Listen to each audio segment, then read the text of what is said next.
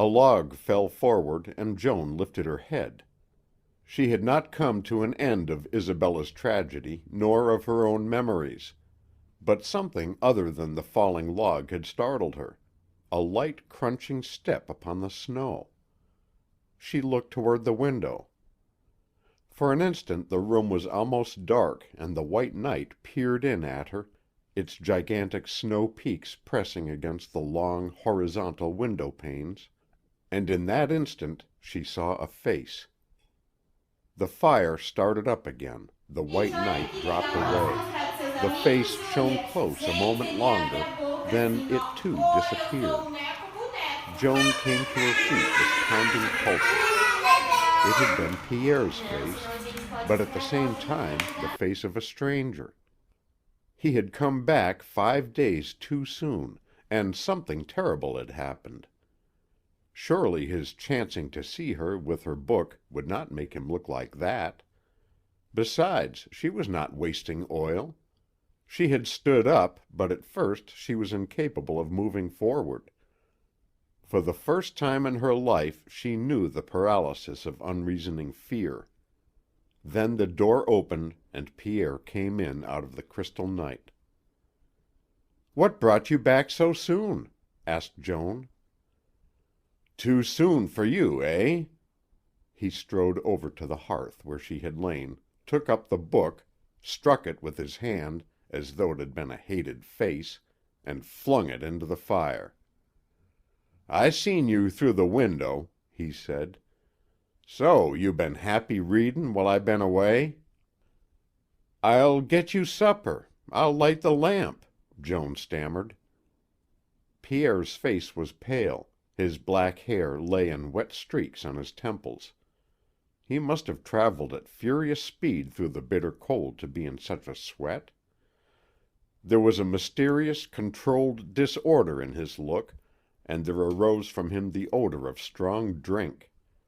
But he was steady and sure in all his movements, and his eyes were deadly cool and reasonable, only it was the reasonableness of insanity, reasonableness based on the wildest premises of unreason. "I don't want no supper, nor no light," he said. "Firelight's enough for you to read parsons' books by. It's enough for me to do what I oughter done long afore to-night." She stood in the middle of the small, log-walled room, arrested in the act of lighting a match, and stared at him with troubled eyes. She was no longer afraid. After all, strange as he looked, more strangely as he talked, he was her Pierre, her man.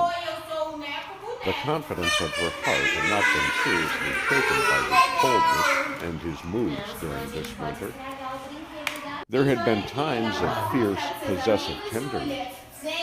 She was his own woman, his property. At this low counting did she rate herself. A sane man does no injury to his own possessions. And Pierre, of course, was sane. He was tired, angry. He had been drinking. Her ignorance, her inexperience led her to put little emphasis on the effects of the poison sold at the town saloon. When he was warm and fed and rested, he would be quite himself again. She went about preparing a meal in spite of his words. He did not seem to notice this. He had taken his eyes from her at last and was busy with the fire. She, too, busy and reassured by the familiar occupation, ceased to watch him. Her pulses were quiet now. She was even beginning to be glad of his return. Why had she been so frightened? Of course, after such a terrible journey alone in the bitter cold, he would look strange. Her father, when he came back smelling of liquor, had always been more than usually morose and unlike his everyday self. He would sit over the stove and tell her the story of his crime. They were horrible homecomings, horrible evenings, but the next morning they would seem like dreams. Tomorrow this strangeness of Pierre's would be mist-like and unreal. "I seen your sin-buster in town," said Pierre. He was squatting on his heels over the fire which he had built up to a great blaze and glow, and he spoke in a queer sing-song tone through his teeth. "He asked after you real kind. He wanted to know how you was gettin' on with the edication he's been handin' out to you. I tell him that you was right satisfied with me and my ways, and had quit his books. I didn't know as you was havin' such a good time durin' my absence." Joan was cruelly hurt. His words seemed to fall heavily upon her heart. "I wasn't havin' a good time. I was missin' you, Pierre," said she, in a low tremolo of grieving music. "Them books, they seemed like they was all the company I had." "You looked like you was missin' me," he sneered. "The sin-buster and I had words about you, Joan. Yes'm, he gave me quite a line of preachin' about you, Joan, as how you had oughter develop your own life in your own way, along the lines laid out by him. I told him as how I knowed best what was right and fittin' for my own wife, as how with a mother like yourn you needn't watchin' more'n learnin', as how you belonged to me and not to him. And says he, 'She don't belong to any man, Pierre Landis.' He said, 'Neither to you nor to me. She belongs to her own self.' 'I'll see that she belongs to me,' I said. 'I'll fix her so she'll know it, and every other feller will.'" At that he turned from the fire and straightened to his feet. Joan moved backward slowly to the door. He had made no threatening sign or movement, but her fear had come overwhelmingly upon her, and every instinct urged her to flight. But before she touched the handle of the door, he flung himself with deadly swift force and silence across the room and took her in his arms. With all her wonderful young strength, Joan could not break away from him. He dragged her back to the hearth, tied her elbows behind her with the scarf from his neck, that very scarf he had worn when the dawn had shed a wistful beauty upon him, waiting for her on a morning not so very long ago. Joan went weak. "Pierre," she cried pitifully, "what are you going to do to me?" He roped her to the heavy post of a set of shelves built against the wall. Then he stood away, breathing fast. "Now, whose gal are you, Joan Carver?" he asked her. "You know I'm yours, Pierre," she sobbed. "You got no need to tie me to make me say that." "I got to tie you to make you do more'n say it. I got to make sure you are it. Hellfire won't take the sureness out of me after this." She turned her head, all that she could turn. He was bending over the fire, and when he straightened she saw that he held something in his hand, a long bar of metal, white at the shaped end. At once her memory showed her a broad glow of sunset falling over Pierre at work. "There'll be stock all over the country marked with them 2 bars," he had said. "The 2-bar brand, don't you forget it." She was not likely to forget it now. She shut her eyes. He stepped close to her and jerked her blouse down from her shoulder.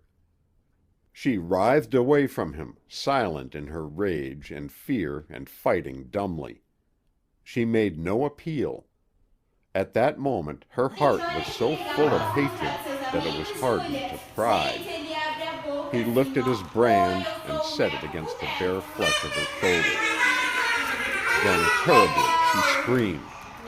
Again, when he took the metal away, she screamed. Afterwards there was a dreadful silence. Joan had not lost consciousness. Her healthy nerves staunchly received the anguish and the shock. Nor did she make any further outcry. She pressed her forehead against the sharp edge of the shelf. She drove her nails into her hands, and at intervals she writhed from head to foot.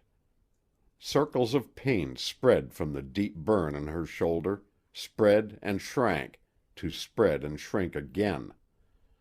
The bones of her shoulder and arm ached terribly. Fire still seemed to be eating into her flesh. The air was full of the smell of scorched skin so that she tasted it herself. And hotter than her heart burned, consuming its own tenderness and love and trust. When this pain left her, when she was free of her bonds, no force nor fear would hold her to Pierre. She would leave him as she had left her father. She would go away. There was no place for her to go, but what did that matter so long as she might escape from this horrible place and this infernal tormentor? She did not look about to see the actuality of Pierre's silence. She thought that he had dropped the brand and was sitting near the table with his face hidden. How long the stillness of pain and fury and horror lasted, there was no one to reckon. It was most startlingly broken by a voice. "Who screamed for help?" it said, and at the same instant a draft of icy air smote Joan. The door had opened with suddenness and violence. With difficulty she mastered her pain and turned her head. Pierre had staggered to his feet. Opposite him, framed against the open door filled with the wan whiteness of the snow, stood a spare, tall figure. The man wore his fur collar turned up about his chin and ears, his fur cap pulled down about his brow, a sharp aquiline nose stood out above frozen mustaches, keen and brilliant eyes searched the room. He carried his gun across his arm in readiness, and snuffed the air like a suspicious hound. Then he advanced a step toward Pierre. "What devil's work have you been at?" said he, his voice cutting the ear in its sharpness of astonished rage, and his hand slid down along the handle of his gun. Pierre, watching him like a lynx, sidestepped, crouched, whipped out his gun, and fired. At almost the same second the other man's gun went off. Pierre dropped. This time Joan's nerves gave way and the room, with its smell of scorched flesh, of powder, and of frost, went out from her horrified senses. For a moment the stranger's stern face and brilliant eyes made the approaching center of a great cloud of darkness. Then it too went out.